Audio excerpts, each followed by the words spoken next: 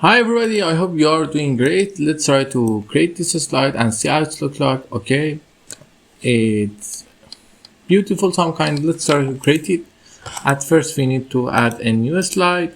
In this new slide we need to insert some shapes in different sizes. For example, I go with this at first, this size, and this size, increase it a little.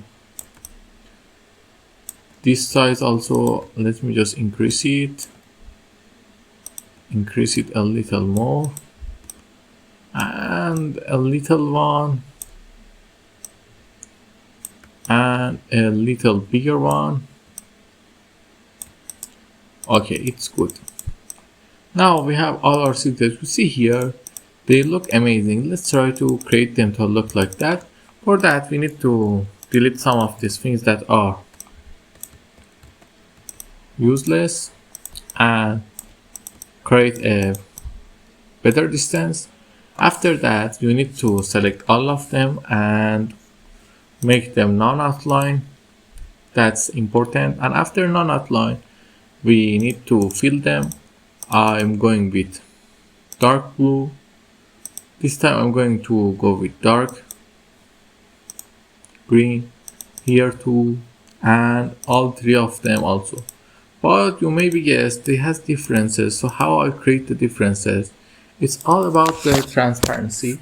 I'm going to reduce it to 200 to 20, but you see it's not as beautiful as it must look like, because you can also do a better work than using transparency using these colors. They are aligned well, and I also prefer using them, the fourth one and the last one. Okay, now we create all of them. We need to copy our text. This is just a simple text. The text is easy and I color it up. I'm going to change this color to green, the text color.